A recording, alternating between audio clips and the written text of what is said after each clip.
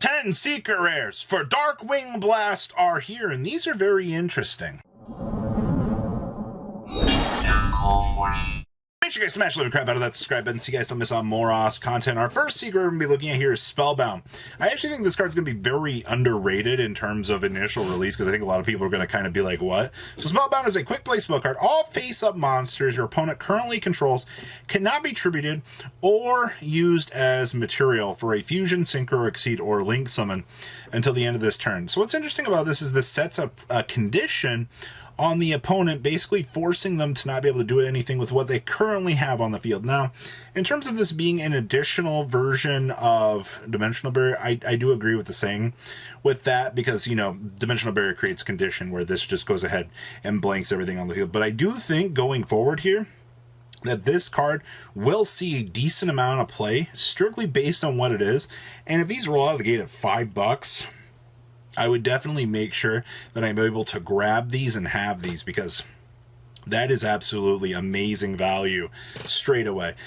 And then we got Glim Spear of the Goatee, the worst secret rare in the set by far when compared to everything else present here. But this is one fish tuner plus one non-tuner monster. They knew what they were doing when they made this thing. At the start of damage step, if this card battles an opponent's monster, throw this in the $1 bin and sell it quickly. You can banish that opponent's monster. During your opponent's standby phase, you can banish this card. If all the monsters used for this card's synchro summon are in your graveyard, you can special summon all of them, but banish them when they leave the field. You can only use this effect of this card once per turn. It's a 2,700. Didn't even get 3,000 attack points out here. I can't even justify the fact that this card just, it's ascended, the old prize card that can split itself apart under certain conditions.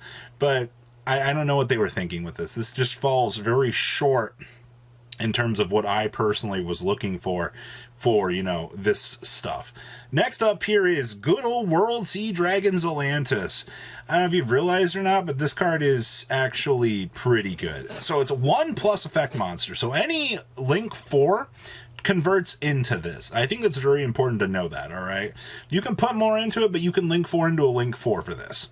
You can only control one World Sea Dragons Atlantis. You can only use each of the following effects of Atlantis once per turn. So during your main phase, you can banish all monsters on the field and special summon as many monsters as possible that were banished by this effect. I like getting the chance to board wipe and reset zones and things like that. Sure, all right. You get to place them back face up or in face down defense position. That's actually pretty important. And then during the battle phase, you can destroy cards on the field up to the number of co-linked monsters on the field. So that's actually pretty important too, but getting to reset certain key effects is going to be one of the best go-to things that you will have because of this card, all right? Do not underestimate that. Next up is Beastialubelion. Yeah, of course, he had to make secret rare slot. I'm not surprised about that at all. Cannot be normal summon, so that must be special summon from your hand by tributing a level 6 or higher Dark Dragon monster. That's pretty easy to do. You only special summon Darkwing once per turn this way. You can send this card from your hand to the graveyard to add a Beastial monster from your deck to your hand, except for the Beastialubelion. And yes, that does search for Juris Worm and, you know, the other good cards out there, so that's going to be pretty important too. All right, and then during your main phase, you can place one branded continuous spell or trap card face up to your field, so you can get access to the trap card or the spell card. My personal thoughts on this, I could see this being a $25 card for a very long time.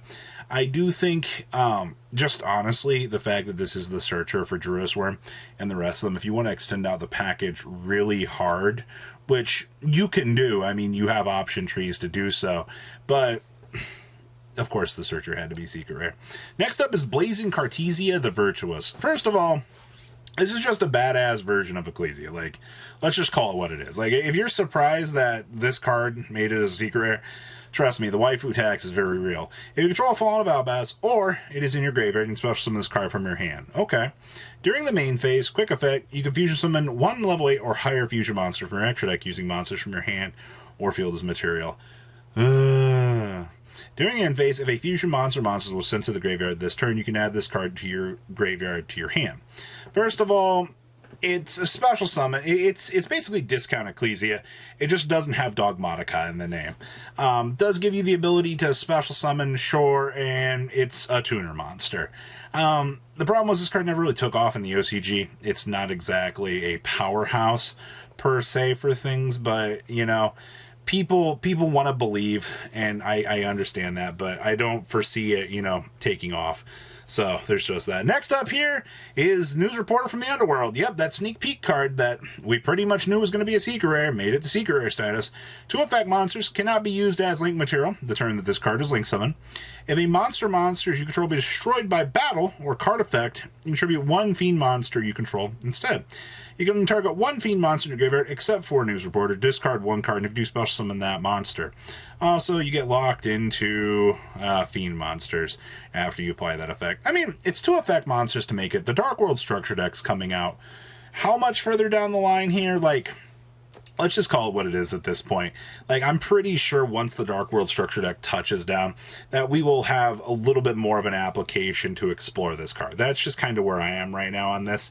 I would just be a little bit patient in terms of that, but it is overall a good card. It's just, I'm not a huge fan of when we have one card in one rarity and then we, you know, jump to another.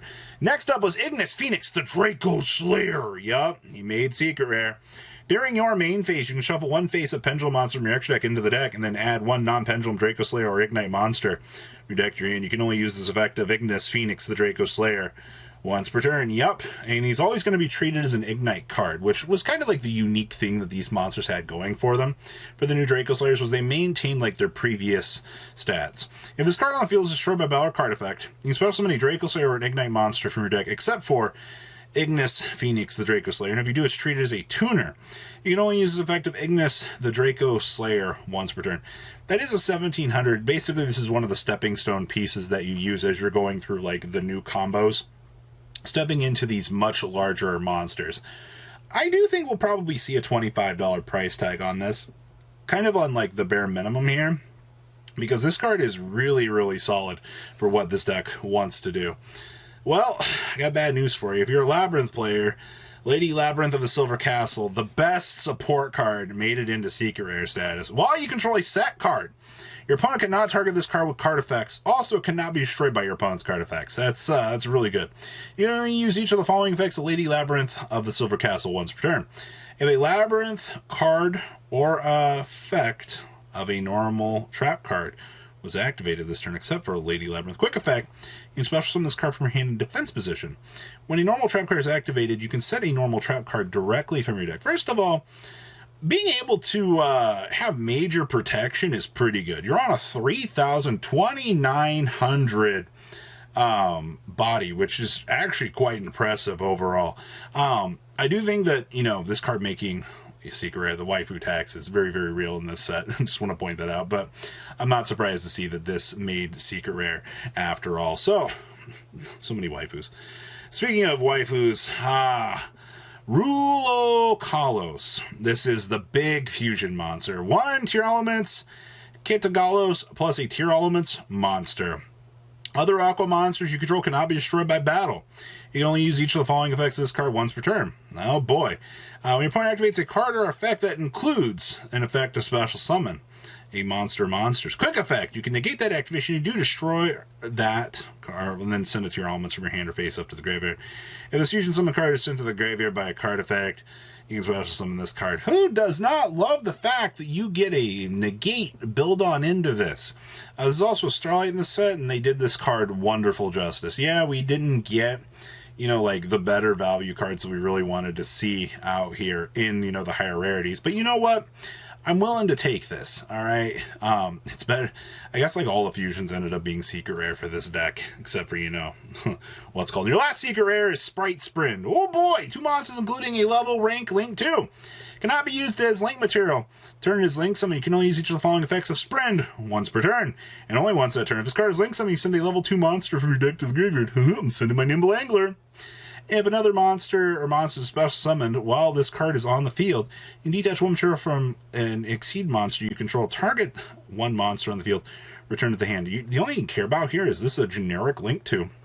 You can drop Nimble Anger with, and then continue on your day with your combo. It's not very fun, per se, but this card definitely makes a lot of the world go round for what's to come. So, what do you guys think? Please leave a comment down below, tell me what you guys think, and I'll see your beautiful faces back here later on in the day, guys. Peace out. Thank you.